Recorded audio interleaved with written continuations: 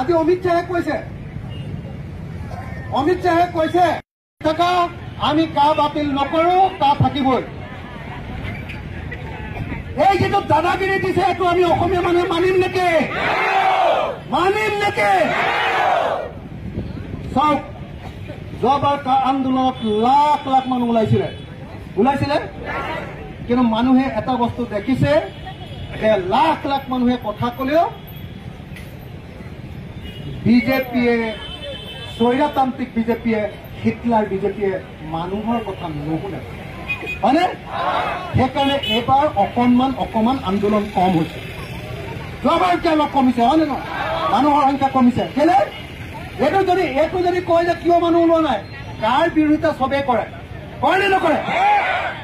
মানুহ ওলোৱা নাই যে এখন চৰকাৰৰ ওচৰত প্ৰতিবাদ কৰিলেও লাভ নাই, এইখন বেয়া চৰকাৰ, হয়নে? এই বুলি ভাবিছেনে নাই? সিহঁতি সেইটো ওলোটাকে প্ৰচাৰ কৰিব খুজিছে। সিহঁতি কি বুলি প্ৰচাৰ কৰিব খুজিছে? এই মানুহে এতিয়া কা বিচাৰে সেইকাৰণে প্ৰতিবাদ নকৰে, নহয়, হয়নে নহয়? মানুহে জানে যে এইটো এটা বেয়া চৰকাৰ, এইটো এটা অসভ্য চৰকাৰ, এইটো চৰকাৰে কোনো ৰাইজৰ কথা নুশুনে। গতিকে এই চৰকাৰৰ কথা কৈ থাকি লাভ নাই। এই চৰকাৰৰ ওচৰত ৰাইজে কথা ক'লে মানে আগফালে কেৱল পুলিচকেইটাহে আগবঢ়াই দিয়ে, হয়নে নহয়? আৰু ভাল চৰকাৰে কি কৰিব? ৰাইজে কথা ক'লে নিজে মুখ্যমন্ত্ৰীয়ে বাহিৰলৈ ওলাই আহি ক'ব যে আপোনালোকে কথাখিনি কওকচোন, কি ক'ব কৈছে ন, হয়নে? এওঁলোকে কি কৰে? লাঠি দুডালমান পঠিয়াই দিয়ে, এওঁলোকে কি কৰে? বন্দুক কেইটামান পঠিয়াই দিয়ে। এখন চৰকাৰ হ'ল নেকি, হয়নে নহয়? আমি ইয়াত অৱস্থান ধৰ্মঘট কাৰ্যসূচী কৰিবলৈ আহিছোঁ। ইয়াত চাৰিওফালে পুলিচে ঘেৰি ৰাখিবৰ কাৰণে কোনো কাৰণ নাই, আছে নেকি? আমাৰ কোনোবা মানুহে কোনোবা হেণ্ডাং লৈ আহিছে নেকি? আমাৰ কোনোবা মানুহে কিবা হাতত অস্ত্ৰ লৈ আহিছে নেকি? কোনোটো অনা নাই, হয়নে নহয়? গণতান্ত্ৰিক দেশসকলত প্ৰতিবাদ কৰাৰ অধিকাৰ সকলোৰে আছেনে নাই? তেতিয়াহ'লে সেই প্ৰতিবাদ বন্ধ কৰিবলৈ কিয় আহে? কেলে? তেওঁলোকে ভয় খাইছে যে চব মানুহে কাৰ বিৰোধিতা কৰে। আমি লাঠি দেখুৱাই ভয় খুৱাই ৰাখিছো। যদি কেনেবাকে মানুহৰ ভিতৰৰ পৰা ভয়টো ভাগি যায়, আকৌ গোটেইগাল মানুহ ওলাই আহে, বুজিলে? সেইকাৰণে মাজে মাজে একদম এনেকুৱা ৰঙা চকু দেখে। কিন্তু সিহঁতৰ ৰঙা চকুতকে যে মোৰ ৰঙা চকু বেছি ওপৰত সিহঁতি বুজি পোৱা নাই, বুজিলে নাই? সিহঁতৰ ৰঙা চকুতকে যে জনগণৰ ৰঙা চকু,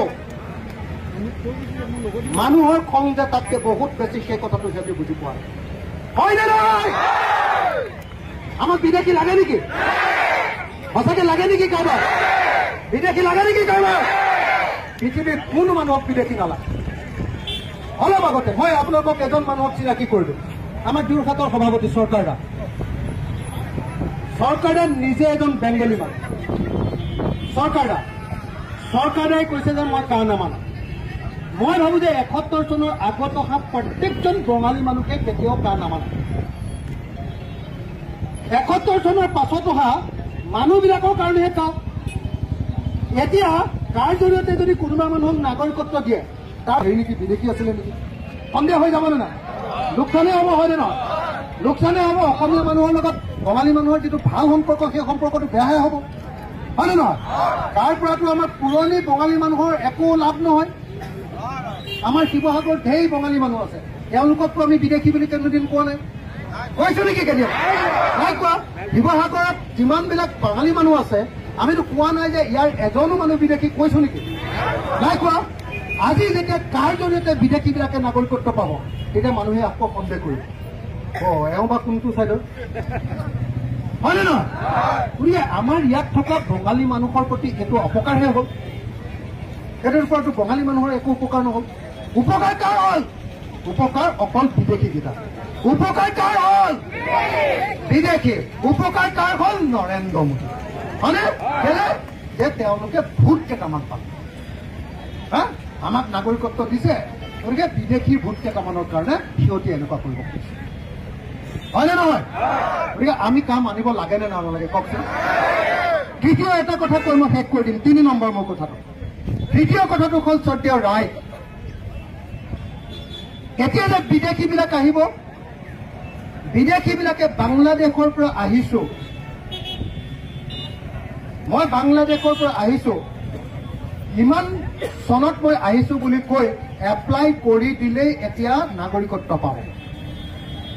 সঁচাকে তেওঁ বাংলাদেশৰ মানুহ হয়নে নহয়? সঁচাকে তেওঁ তাৰ পৰা খেদা খোৱা মানুহ হয়নে নহয়?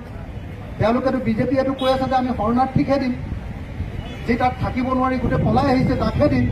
কিন্তু তাততো ইয়াত ফৰ্মখনততো এতিয়া ফৰ্ম ওলাই গ'ল, যেনেকৈ অৰুণোদয় ফৰ্ম ওলায়। অৰুণোদয় ফৰ্মত গোটেই বস্তুখিনি থাকেনে নাই? আমুকটো লাগিব, তামুকটো লাগিব, 2 লাখ টকাৰ কম ইনকাম চাৰ্টিফিকেট লাগিব, এইবিলাক থাকেনে নাই? থাকে। তো এতিয়া এই যিখন ফৰ্ম আহিছে সেই ফৰ্মখনত বেলেগ একো নাই যে আমুক বাংলাদেশৰ পৰা আহিছো বুলি লিখি দিব লাগে, আমুক চনত আহিছো বুলি লিখি দিব লাগে, আৰু একো ডকুমেণ্ট দিব নালাগে। আৰু বেকু হেৰিয়াৰ প্ৰমাণ দিব নালাগে যে তেওঁ বাংলাদেশৰ পৰা ইমান চনত আমুক কাৰণতহে পলাই আহিছে বুলি, মানে তাতে মুছলমানে খেদিলে কাৰণেহে পলাই আহিলো বুলি কোনো প্ৰমাণ দিব নালাগে। তাৰমানে কি, যদি এইটোৱে হয় সদ্যৰ ৰায়, বাংলাদেশত আৰু 1,70,000 মানুহ আছে হিন্দু। এতিয়া আহি গ'ল 15ৰ পৰা 20 লাখ, আহি গ'ল 15ৰ পৰা 20 লাখ। নাম্বাৰ 1 আৰু আছে 1,70,00,000। সেইবিলাক কলৈ আহিব? 3খন ঠাই, পশ্চিমবংগ, ত্ৰিপুৰা আৰু অসম, মেইনলি এই 3খন ৰাজ্যলৈ আহিব। আৰু পশ্চিমবংগই কৈ দিছে যে আমাৰ ইয়াত তাকো কাৰ অধীনত কাকো নাগৰিকত্ব নিদিব, তাকো নিদিব বুলি। ত্ৰিপুৰা সৰু ঠাই, তাততো নাগৰিকত্ব দিবলৈ জাগাই নাই। ইতিমধ্যে ত্ৰিপুৰাৰ গোটেই লোকেল মানুহবিলাকৰ হাতৰ পৰা ইতিমধ্যে বেংগলী মানুহবিলাকৰ হাতলৈ হেৰি গুচিয়ে গৈছে, ক্ষমতা গুচিয়ে গৈছে, তাততো দিবলৈ জাগাই নাই। তেতিয়াহ'লে আহিব ক'লে?